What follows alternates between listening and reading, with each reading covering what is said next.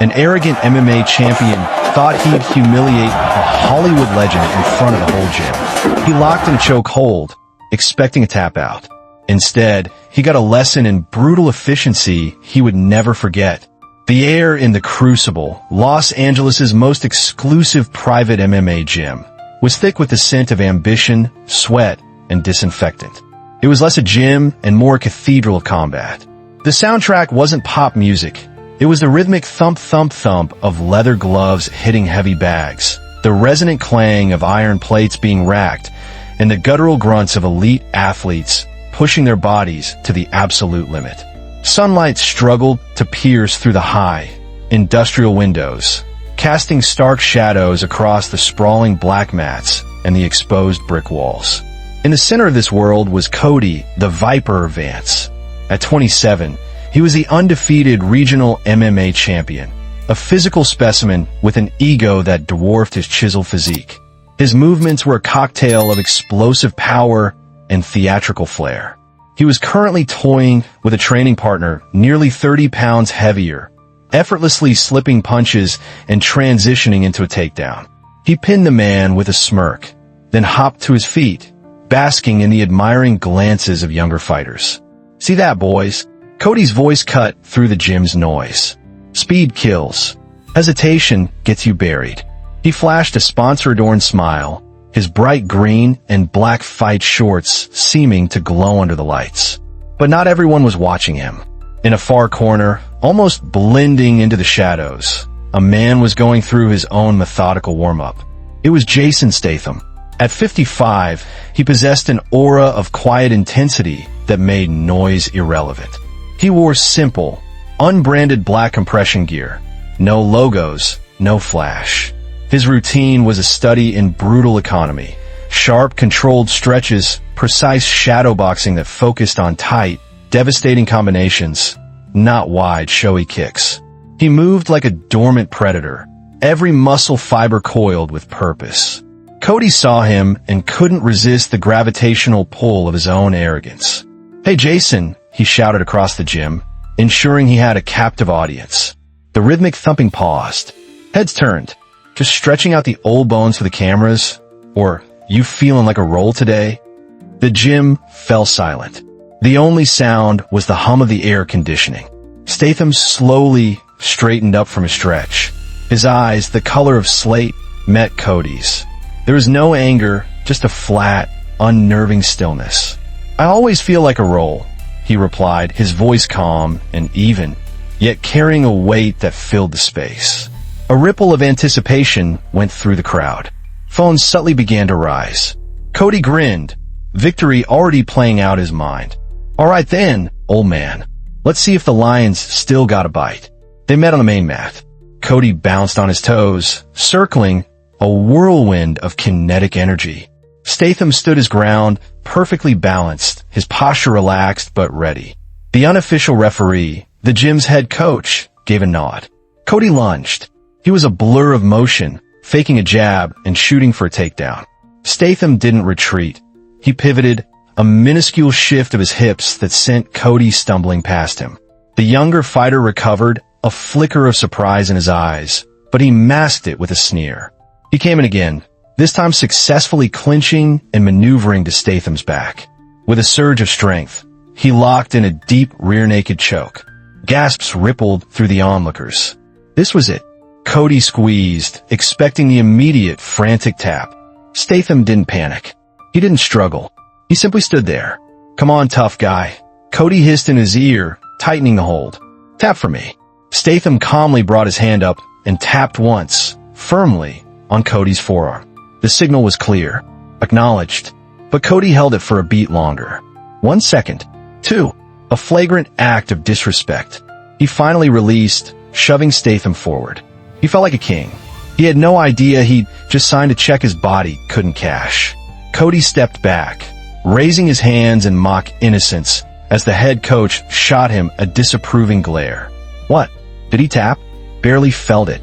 He grinned at his audience, soaking in the mix of shock and nervous excitement. A few of the older fighters exchanged knowing, disappointed looks. "You don't do that. You don't disrespect the art, and you certainly don't disrespect a man like that. Statham coughed once, a dry, sharp sound. He rolled his neck, the tendons standing out like steel cables. When he turned back to face Cody, the calm, observant demeanor was gone. It was replaced by something else entirely, a chilling, predatory focus. The air around him seemed to drop 10 degrees. His eyes were no longer just observing. They were calculating, targeting. "You had your fun," Statham said, his voice low and devoid of any emotion. "Now for your lesson." The second round began without a signal. Statham didn't wait.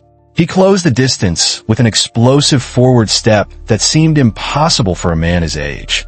Before Cody could even set his stance, Statham had changed levels, his shoulder driving into Cody's midsection. A flawless double-leg takedown. The impact was breathtaking.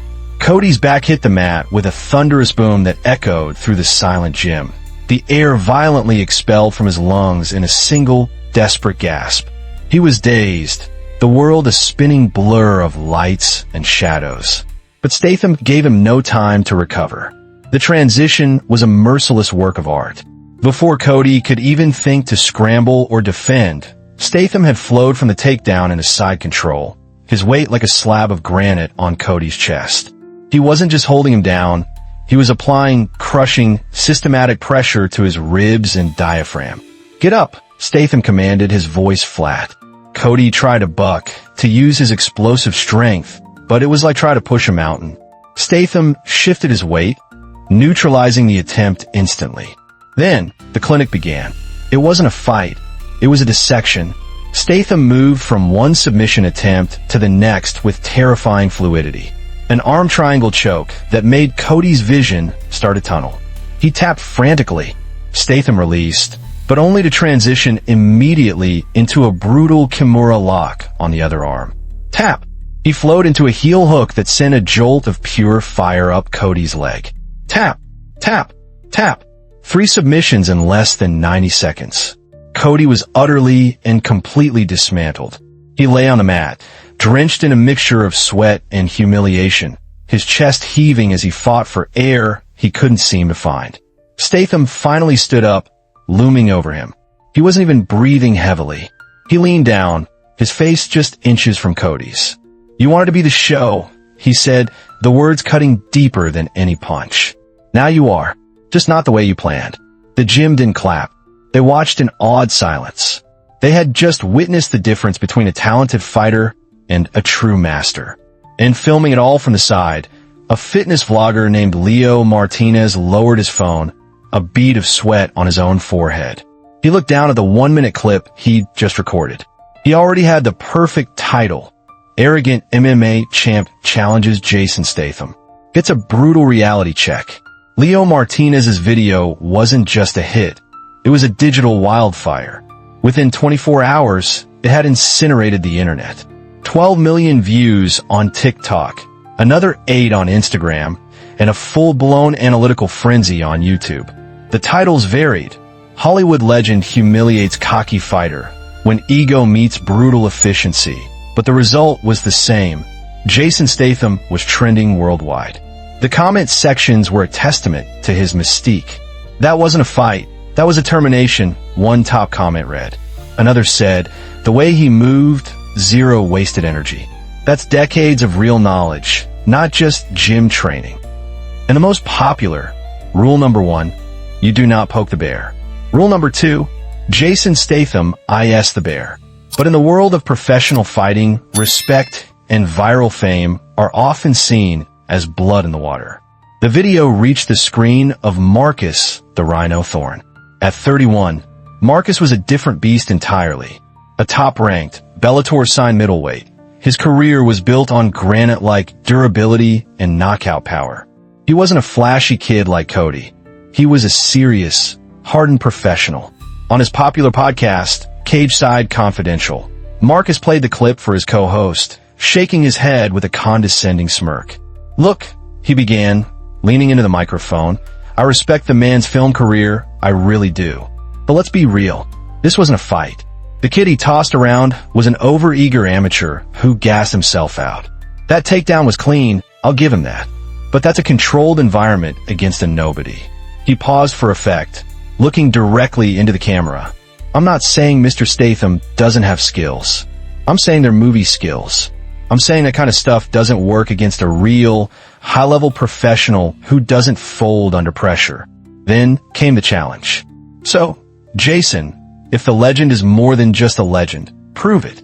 My gym, no cameras, no audience, no script. Just one round.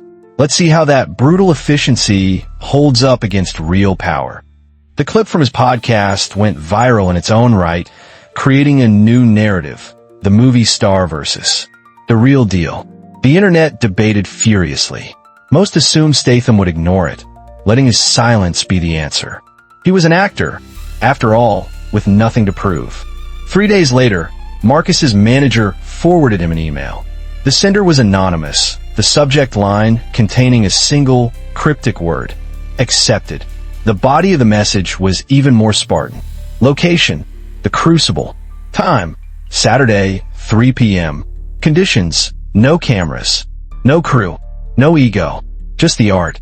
Marcus stared at the screen, a slow, confident smile spreading across his face. He had him. He was about to expose the myth.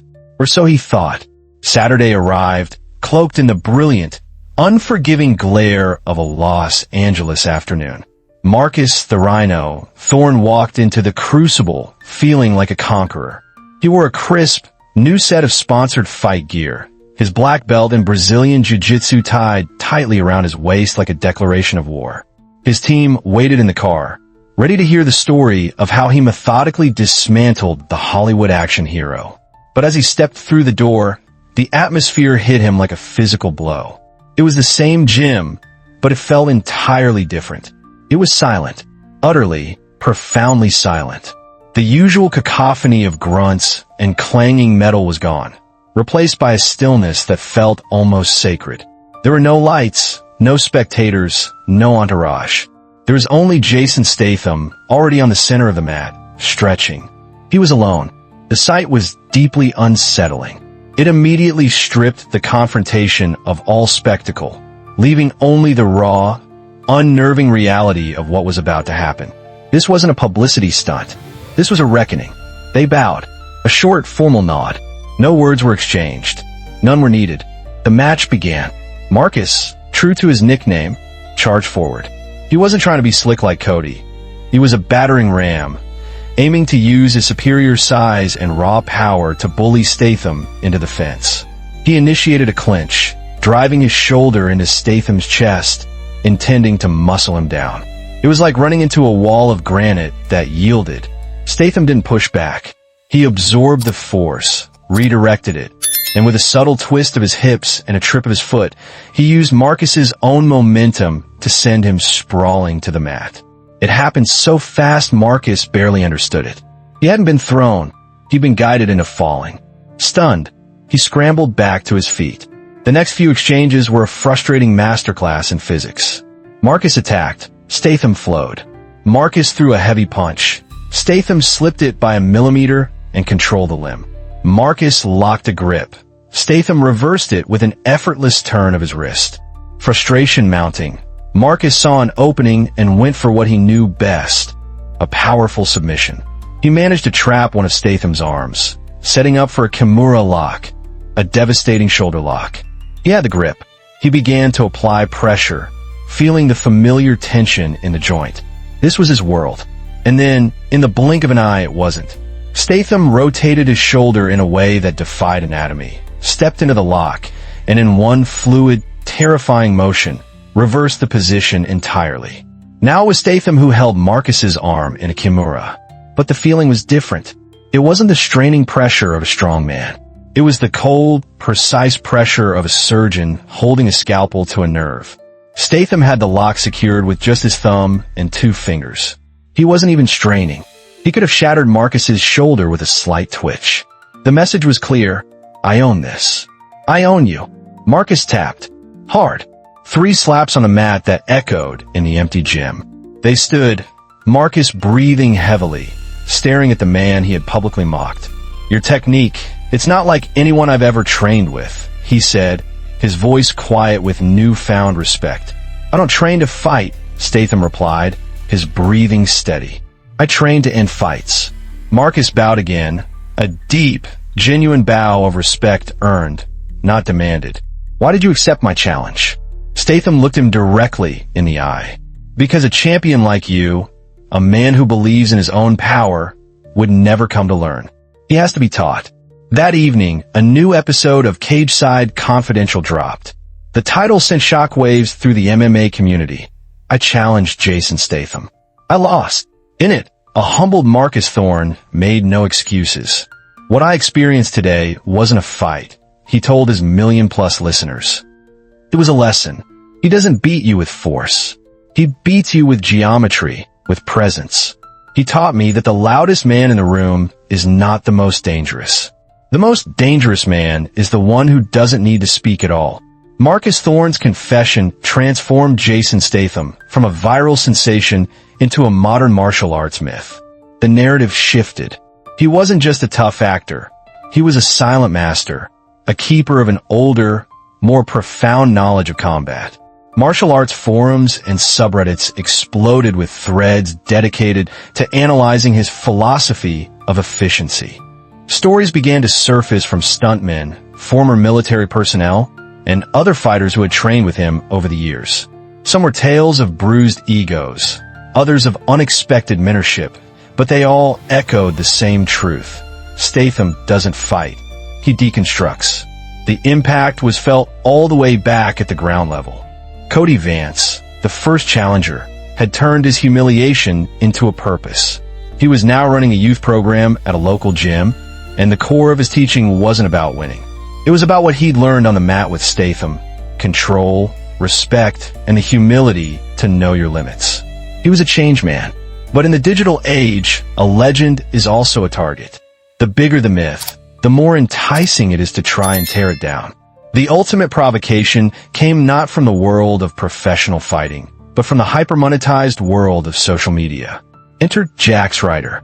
At 22, Jax was a TikTok martial arts prodigy, a phenom with over 5 million followers and an ego fueled by algorithmic validation. His style was a mesmerizing, if impractical, blend of tricking, capoeira, and taekwondo.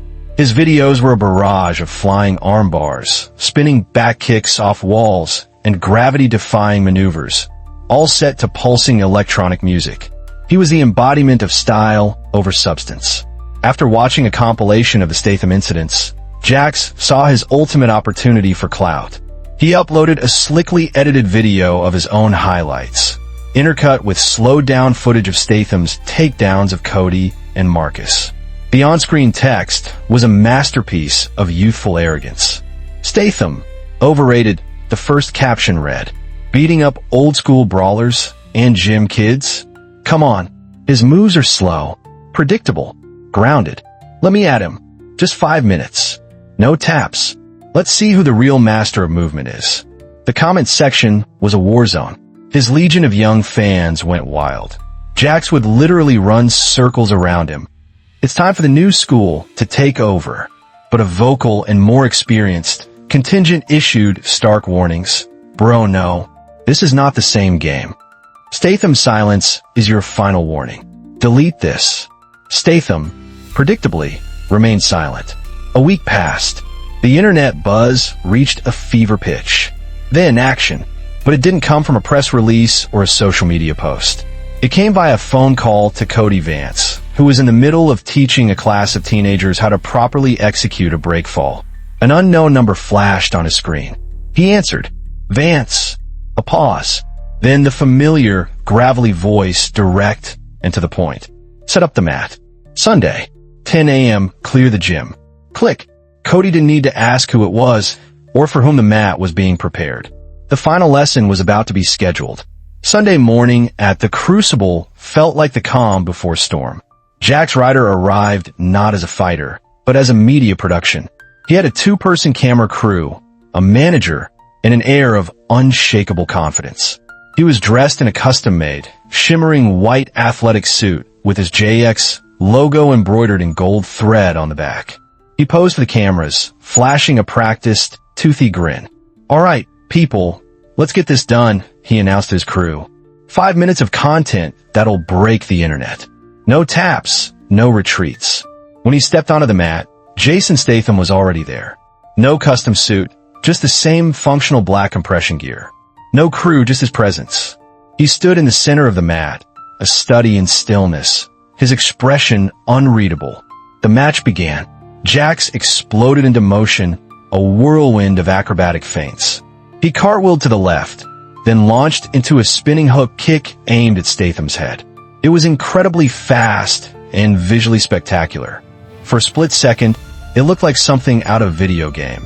Statham didn't even flinch. He took one small, precise step backward. The kick sliced through the air exactly where his head had been a moment before, leaving Jax slightly off balance from the rotational force. It was in that microsecond of instability that Statham acted. He didn't throw a punch or a kick.